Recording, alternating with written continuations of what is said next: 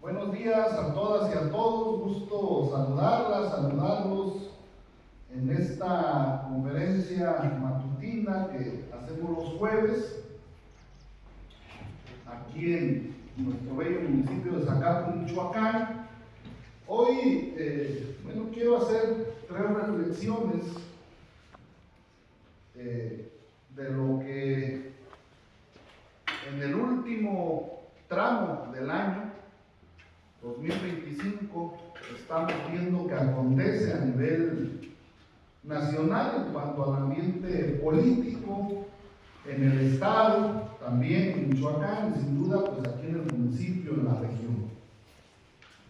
Estamos viendo de cierre de año pues que aún con todas las dificultades que tuvo para arrancar al 100% con los proyectos y programas planteados por la doctora Claudia Sheinbaum a poco más de un año de su gobierno, que acaba de cumplirse, ha logrado fijar una ruta y un camino permanente, consolidar los programas que prometió en campaña, incrementarlos, y algo muy importante que no estaba en el radar, hacer frente a la embestida del presidente de Estados Unidos, Donald Trump, que desde un inicio planteó una actitud hostil hacia nuestro país, hacia México y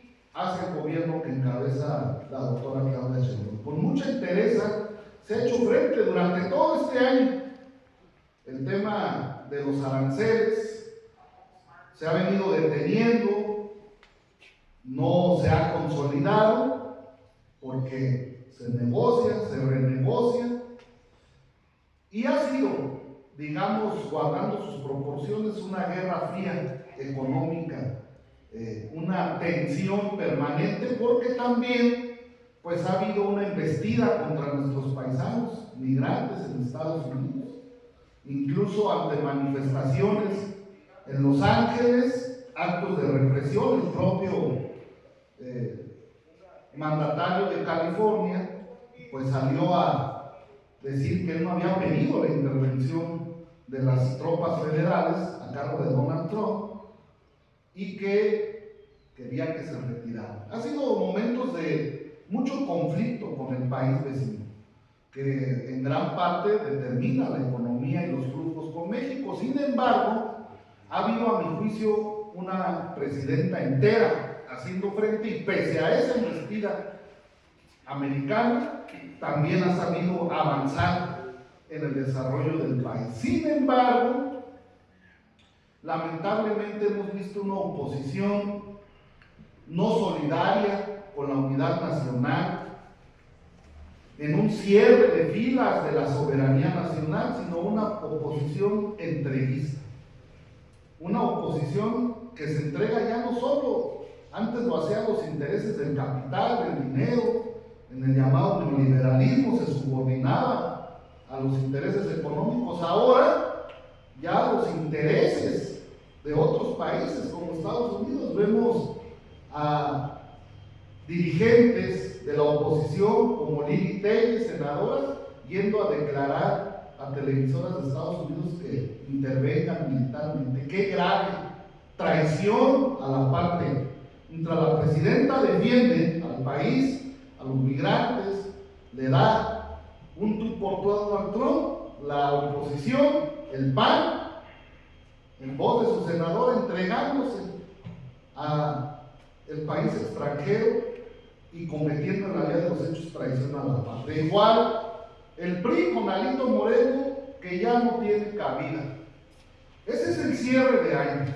Una, a mi juicio, oposición desesperada, que no encuentra asidero, que ve que todos sus esfuerzos por descarrilar a la cuarta transformación han fracasado, que no logran hacerlo, y que hoy sí y mañana también atacan, pero ahora ya no solo de manera violenta verbalmente, sino ha llegado hasta los golpes, ha llegado hasta la desesperación de ir a entregar el país o pretender hacerlo a otro país, ha llegado a una descomposición total, muy grave, porque en este país hay historia. Hoy, los que son opositores, otrora fue un gobierno hegemónico, el PRI tuvo una hegemonía en este país, tomó decisiones que sumieron desde los años 80 para acá al país en una crisis extrema. No es ese PRI heredero de la revolución, no, es un PRI neoliberal, corrupto, podrido, que desde los años 80 para acá empezó a desmantelar al país con las privatizaciones y que acabó por no ser opción para los mexicanos. Igual el PAN tuvo su gran momento con Fox en el 2006, luego Calderón se robó la presidencia en el 2000 Fox y en el 2006 Calderón, y pues tampoco fue una opción viable para el país. Pásese, regidora. Tampoco dieron resultado a las grandes necesidades de los mexicanos. Sin embargo, la oposición de izquierda, en aquel entonces el PRD, luego ya Morena, siempre dieron el debate, aunque fueron planchados por las mayorías que hacían estos dos partidos en las cámaras, y actuaron a la altura de una democracia activa, como demócratas, dando el debate y aguantando los resultados de las votaciones. Nunca vieron a un senador, diputado de Morena, de la oposición o de la izquierda, yendo a entregar a Estados Unidos, a pedir intervención, entregar el país. Nunca lo vieron. Sí, movimientos, marchas de protesta, como lo marca la Constitución, en el marco de la libertad de expresión, de la libre organización, de la libre manifestación, pero tampoco cayendo en estas actitudes. Por eso creo que le queda de ver, pues no solo como gobierno, el PRI y el PAN, a México, le queda a deber hasta como oposición. No saben ser gobierno, pero tampoco saben ser oposición. Entonces, están no solo moralmente acabados y derrotados, social y políticamente están derrotados. No veo yo hoy, a corto plazo, cómo el PRI vuelva a lograr una mayoría en este país. ¿Cómo la va a construir? No tiene asidero. Y el PAN tampoco. No lo tiene. Por eso hay una doble responsabilidad de Morena, de trascender a sus contradicciones internas que existen, de estar a la altura de las circunstancias, no solo la presidenta, todos los que tienen cargos de representación en todos los niveles, y alinearse a la línea política de Morena. Porque la esperanza de México sigue siendo el mejor horizonte para los mexicanos. Trasciende a las personas. Quien no entienda eso, pues realmente debería de replantearse su participación en el movimiento. Y esta reflexión la hago porque en estos días hay un intenso debate de la oposición en todos los niveles. En Michoacán, pues no es la excepción. En el marco de los informes, pues se prestó primero los informes de los presidentes y presidentas municipales, ahora de los diputados y diputadas locales, y bueno, pues ha sido una pasarela política para, en algunos casos sí, la mayoría informal, pero también para demostrar capacidad de organización, de movilización, quién me acompaña en mi informe, quién no, mandar mensajes políticos y también pues estar listos para el futurismo político, ¿no? Ahora ya que la presidenta nacional de Morena hace unos días informó que Morena va a dar como posibilidad la reelección, no en automático. No es que quien hoy sea diputado local o presidente o presidenta o diputada, en automático se pueda elegir. No, tendrá que pasar el famoso filtro de la encuesta y si siguen las preferencias, pues podrá, si así lo decide, participar en la reelección, pero pues si no, no es en automático. Ya ha ocurrido.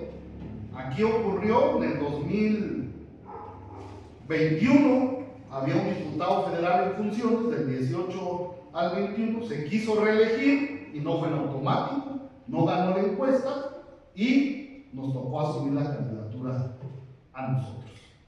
No es en automática la reelección. Sin embargo, es una posibilidad y pues todo el mundo en sus informes trata ya de jugar en el ajedrez político. ¿Qué tanta gente trae? ¿Quién vino? ¿Qué guiño me hicieron? No han acabado, todavía faltan algunos, pero es parte de eso. Incluso la venida de la presidenta Claudia Sheinbaum, pues se prestó más a los mensajes políticos, lamentablemente, en lugar de ver la síntesis, los puntos nodales de lo que la presidenta planteó, pues yo vi que todo el mundo se dedicó más a distribuir el abrazo, el beso, la palabra que le dijo a algún aspirante, hombre, mujer, porque es parte de esa nota. Pero miren, los tiempos ya están muy definidos. Dice un viejo refrán, no por mucho no por mucho madrugar se amanece más temprano. Entonces, igual acá ya están los tiempos. A ver, 4 etapas en el caso de Michoacán. De aquí, de septiembre, de lo que queda de septiembre a el 3 de marzo, primera etapa. Cierre de año, inicio de año.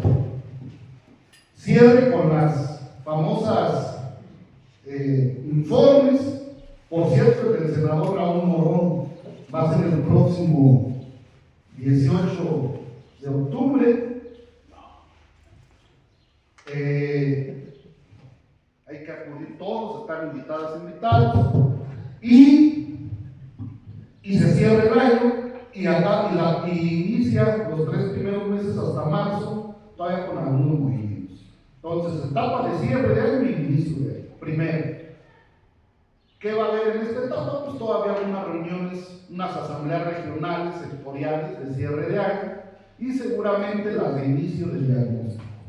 Primera etapa. Segunda etapa del movimiento, de marzo a junio del 2026, según la información que han dado a conocer en el Comité Nacional, tienen programado que ya se empiecen a definir las coordinadoras y coordinadores en defensa de la Cuarta Transformación en los estados donde va a haber candidaturas a gobernadores del 2027, en los 17 estados, incluido Michoacán. Es decir, en esa segunda etapa, en el mejor de los casos, en marzo, Michoacán tiene ya coordinador o coordinadora de la Cuarta Transformación, o en el peor de los casos, hasta junio, pero no pasa del semestre del próximo año. Eso va a despejar muchas dudas y ya va a dar mucha estabilidad y va a dejar el jaloneo, por lo menos para el tema de la gobernatura de un lado, porque pues quien sea designada coordinadora de la Cuarta Transformación en Michoacán es quien va en su momento a asumir la candidatura. Entonces resuelve primer semestre del próximo. Segunda etapa. Tercera etapa.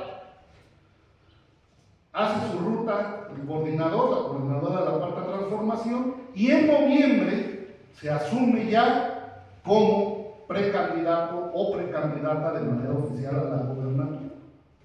Noviembre, diciembre, enero, febrero, y en marzo la cuarta etapa. En marzo del 2027 se registra ya de manera formal el candidato o la candidata a gobernador de Michoacán.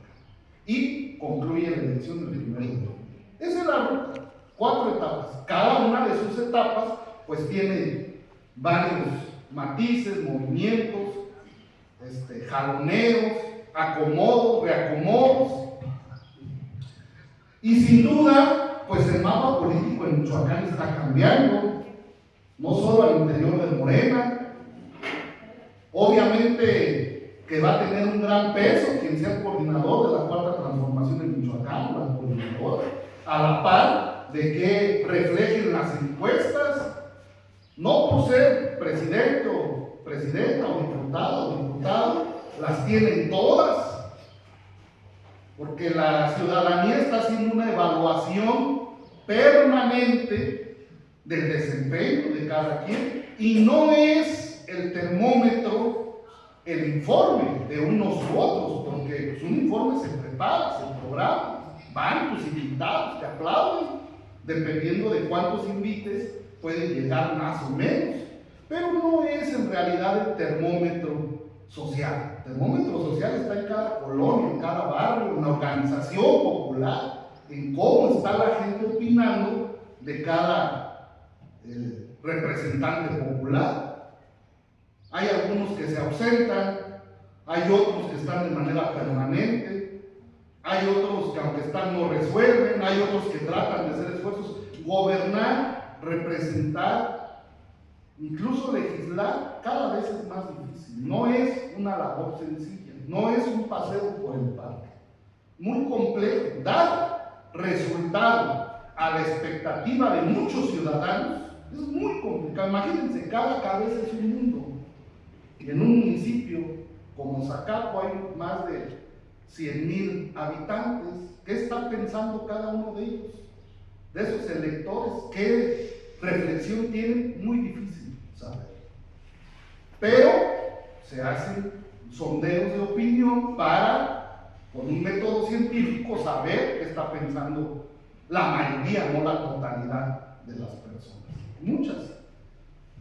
Y esto nos debe de llevar a otra cosa, que deben de ser los proyectos y no las personas. Lamentablemente la política se personaliza.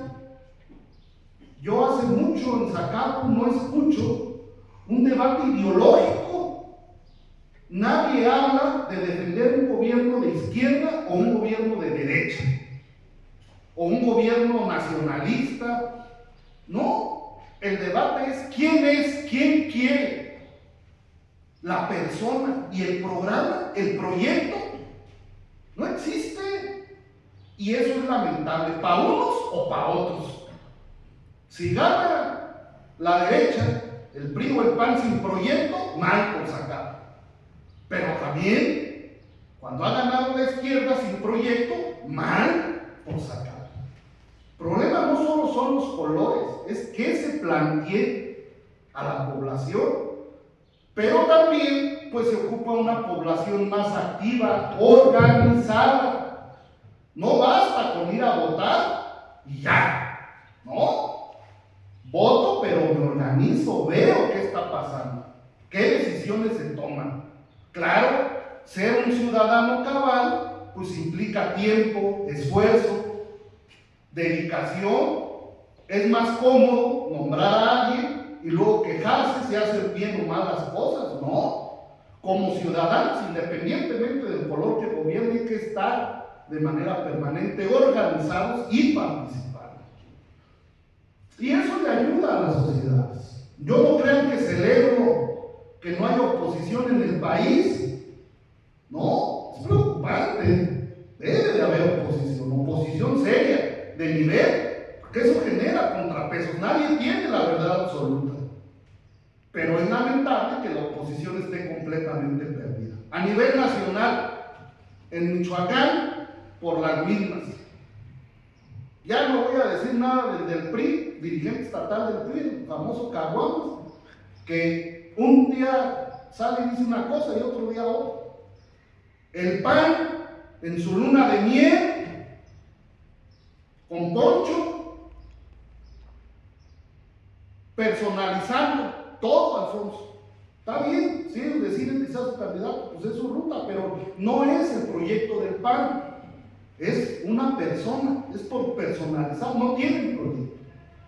Y en Morena, pues una rigidez política muy grande, porque pues, hay una base social que se identifica con Morena más allá de quiénes sean los candidatos. Y entonces la disputa es quién encabeza esa base social. Y tiene que dársele un contenido. No puede ser el debate únicamente de género o quién está más alto, más bajo, físicamente. No, es un debate de contenido. Y eso es lo que hoy los michoacanos empiezan a reflexionar. O fenómenos como independientes, ¿no? Como en Uruapan, que pues generan una expectativa que cubre algunas áreas que otros no cubren. Entonces todo eso está generando un ambiente que es propicio para que el ciudadano se haga una reflexión y vaya tomando un criterio y al final tome una decisión. Porque la política ya es muy rápida. Hoy pasa una elección y el día de mañana ya inició otro proceso político. Ya estamos, lo del 24 ya fue el 24, ahorita hay un proceso. Es más, ya está ahí un año de gobiernos de todos los que fueron nombrados en el 24 y ya están hasta evaluados. Porque el primer gobierno es, ¿la pegas o no la pegas? Ya si en el primero te evaluaron bien, la libraste. Si te reprobaron, ya es muy difícil que en el segundo remontes. Y el tercero, pues ya, es electoral. Entonces, nosotros vamos, sí, a contribuir al programa, al proyecto, independientemente de las personas. Estamos convocando a la organización, aquí en Zacapo, en la región, sin duda en Michoacán, a la organización territorial, que la gente esté organizada, que opine, y que también empecemos a poner con letra, con papel, qué es lo que se quiere hacer y cómo. Un programa, un proyecto, cuáles son las necesidades. No se pueden resolver todas de un jalón. Eso también hay que ser muy claros y transparentes y decirlo. Yo creo que luego a los que les toca ser candidatos o asumir cargos públicos deberían decir con mucha claridad qué sí se puede y qué no en su periodo. Que los males acuñados en la población no son de 3 años, son de décadas. Y los gobiernos son de 3 o de 6, en el caso de la gobernatura. Entonces tiene que haber un programa mediano y a largo plazo. Y yo creo que cuando se habla con transparencia, con mucha claridad, pues la gente puede tener conciencia de cómo se avanza o cómo no. Bueno, pues esa reflexión a mí me pareció interesante hacerla precisamente en este momento que estamos todavía ya prácticamente por cerrar los informes, que hay un debate nacional, permanente, la actitud de la oposición, y nosotros ante eso, ¿qué hacemos? ¿A qué convocamos? A la organización, al debate de las ideas y al programa. Vamos a tener aquí hoy una reunión con mucha gente que ya esté en esta idea para organizarnos. Nosotros tenemos una definición de hacia dónde vamos a caminar en el 27. Somos respetuosos de todas las demás propuestas.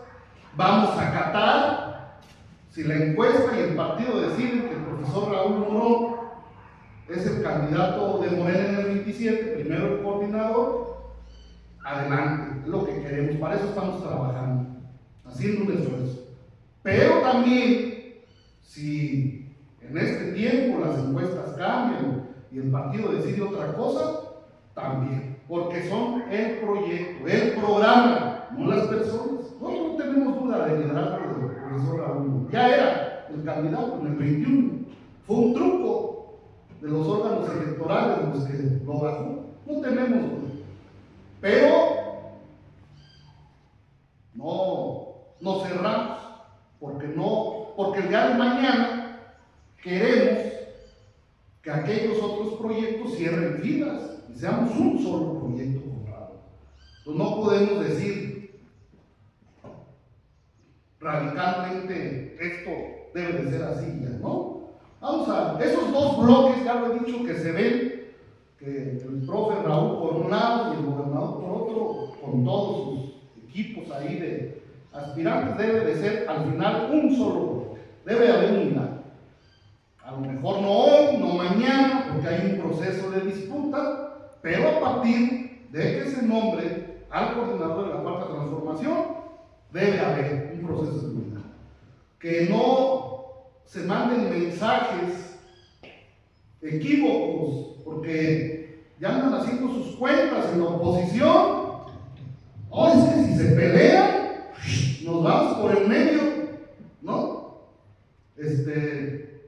Los del PAN, ¿no? Es que se van a pelear los de Morena y nosotros podemos avanzar. O los independientes, no. Acá tiene que haber unidad, cierre de filas. Como dice la frase de la izquierda, diversidad en las ideas, unidad en la acción. Podemos ser diferentes y pensar diferentes, pero al final tenemos que tener una sola línea. Y si eso cuesta hacer política, acuerdos, hablar, rehablar, se tiene que hacer. Porque el país no tiene otra opción. La oposición está, si a nivel nacional no existe, está tronada, perdida. Imagínense en Michoacán. Y ya no digo en Zacapa, ya no digo aquí. Por cierto, había panistas de percha aquí hace años, respetables, buenos, que tenían posición ideológica, aunque no la compartíamos, pero ahí estaban, desdibujados. También no ha habido un relevo generacional ahí, en el PRI pues igual. Entonces, han quedado esos partidos prácticamente tronados. Pero es parte de una descomposición nacional, no solo en Santa. Bueno, en general, amigas y amigos, eso es lo que quería comentarles. No quiero dejar de recomendar, opinar, decir también sobre algunos temas que empecé a ver en los medios ayer y que también ahora que estuvimos el martes pasado, por cierto, ya cumplimos dentro de nuestras posibilidades con lo que tuvimos, con lo que pudimos y hasta donde pudimos en apoyar lamentablemente a las colonias inundadas. A dos nos dio palos, a la Ejidal 2 y a Lomas Tablero. Y escuchas el sentir de las personas. Se acercan, platican, hablan. Y a propósito también de lo que ayer empezó a circular en los medios, producto de lo que se informó por parte de la autoridad municipal, ojalá que estas disposiciones del tema de regular el ruido de las motos,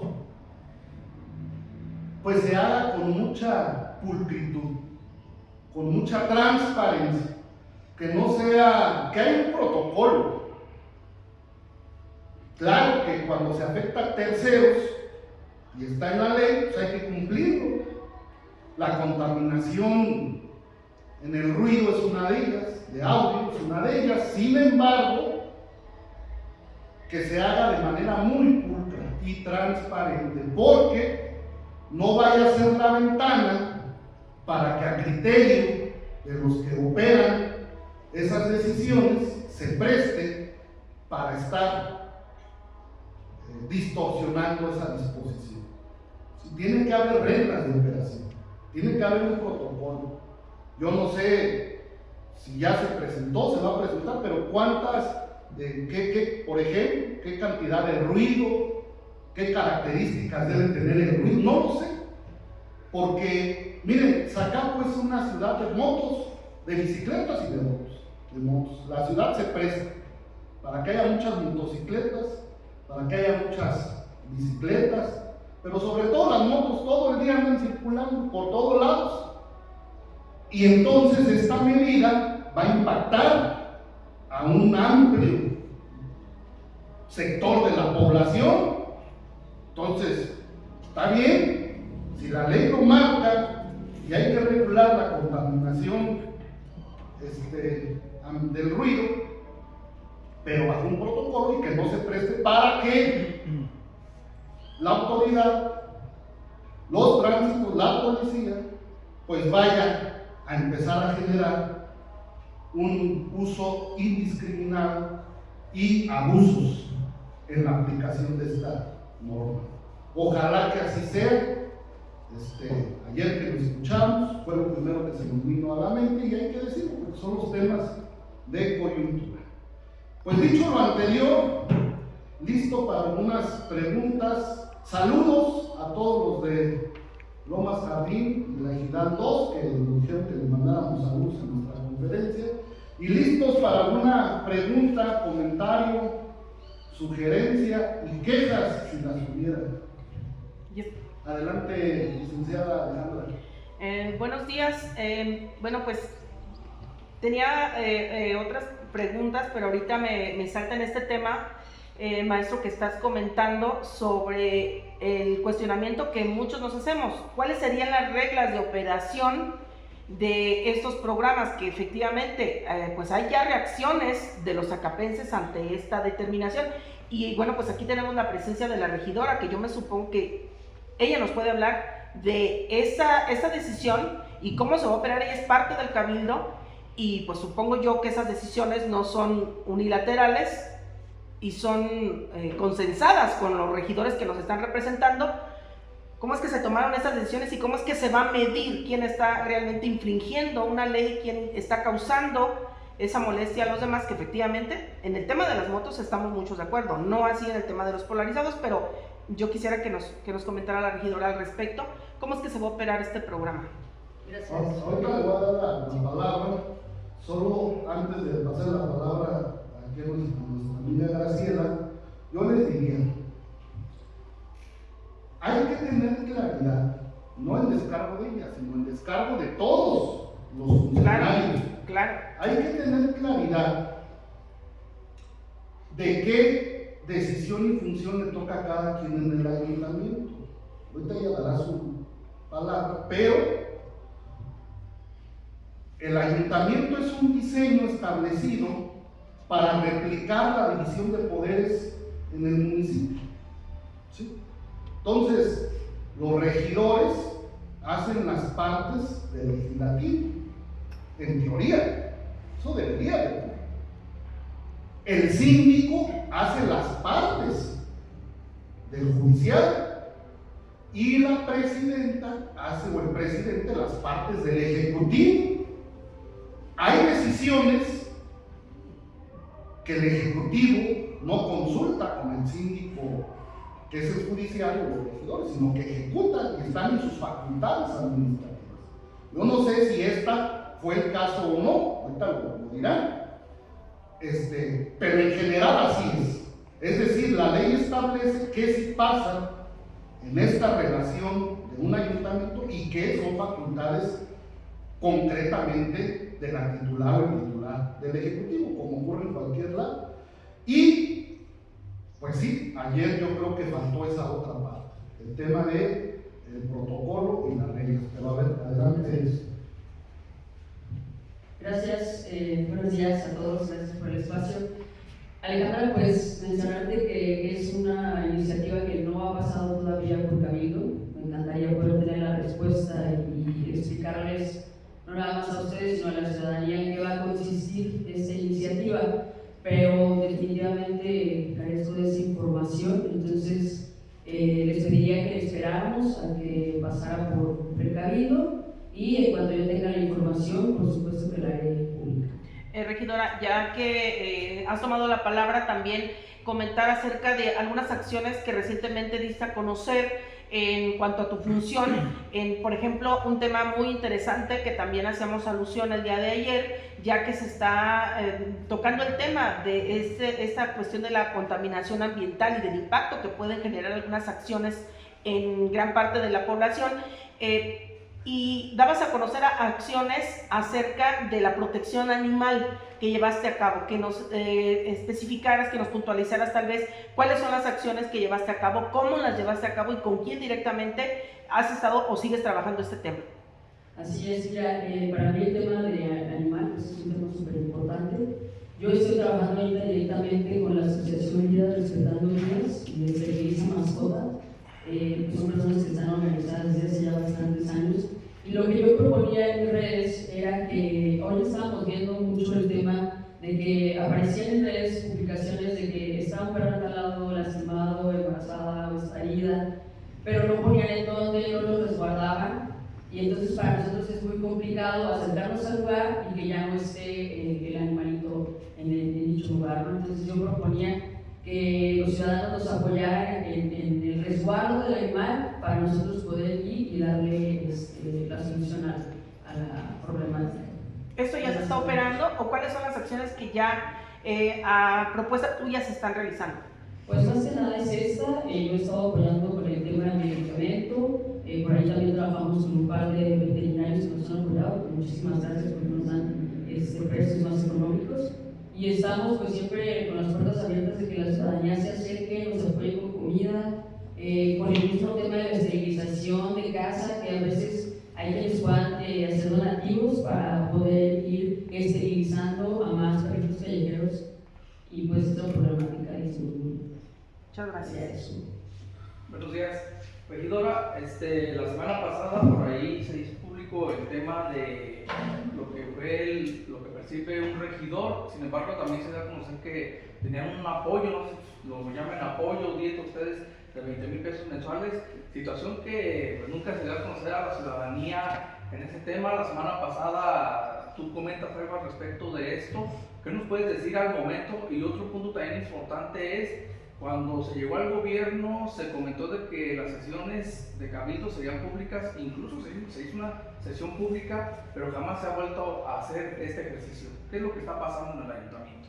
Así es, amigo, mira, yo pues decidí hacerlo público, pues no de manera de confrontación o de ir a alguien, ¿no? Entonces, un ciudadano preguntó en las redes sociales, yo siempre he sido muy transparente, me gusta trabajar con claridad, y pues yo le respondí con honestidad.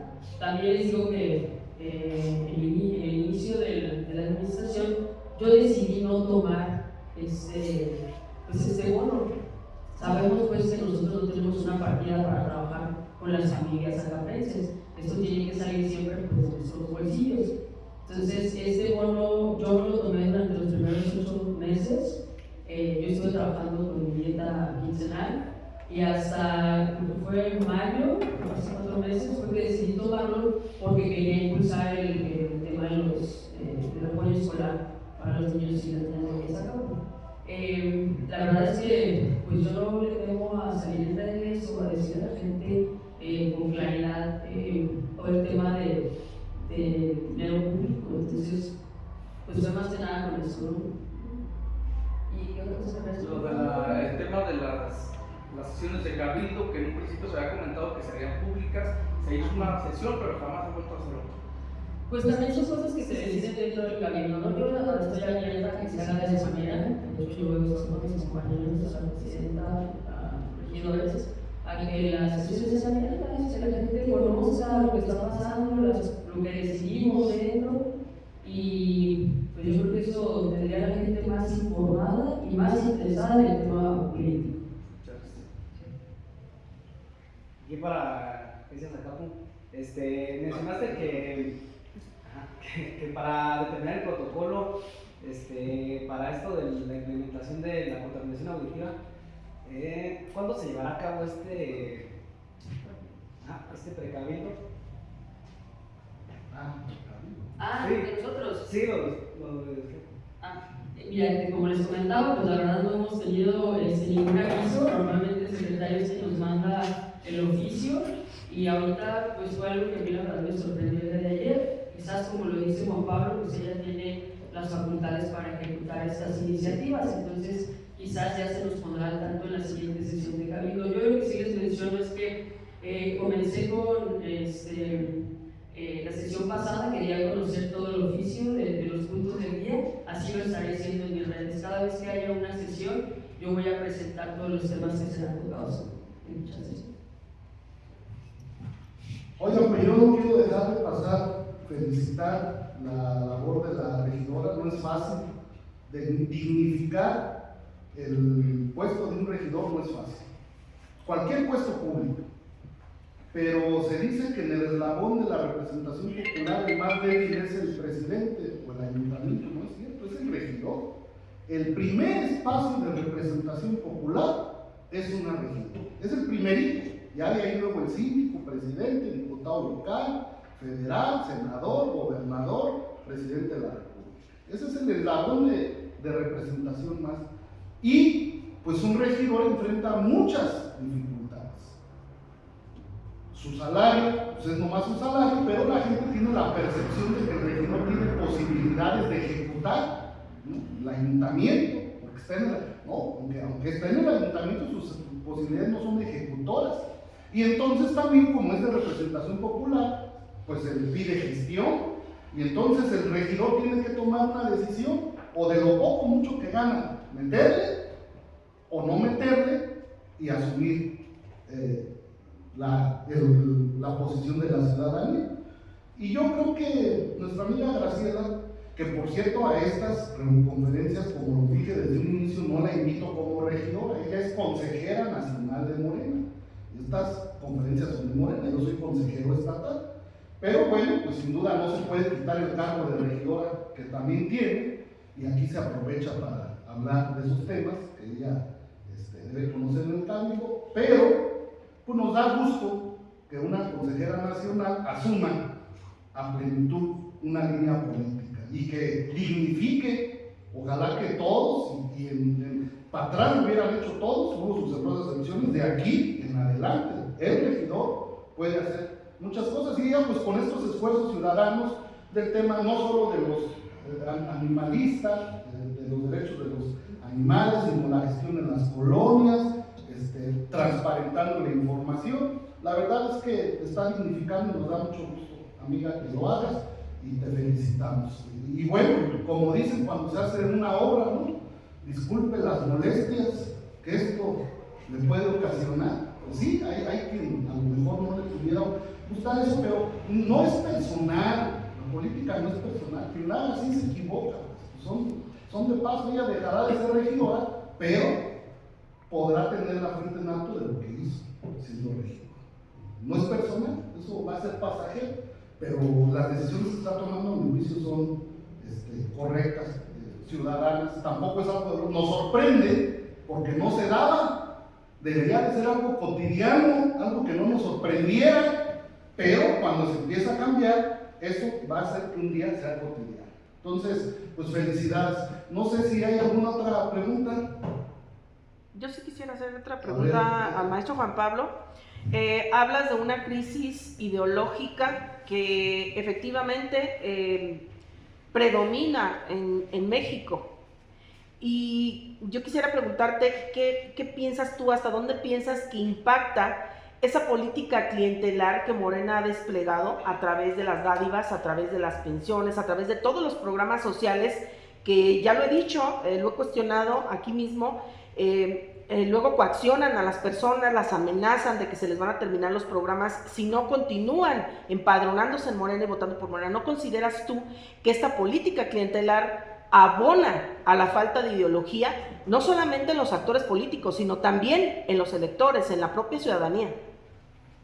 Esa es una pregunta interesante, profunda, creo yo. Buena, pero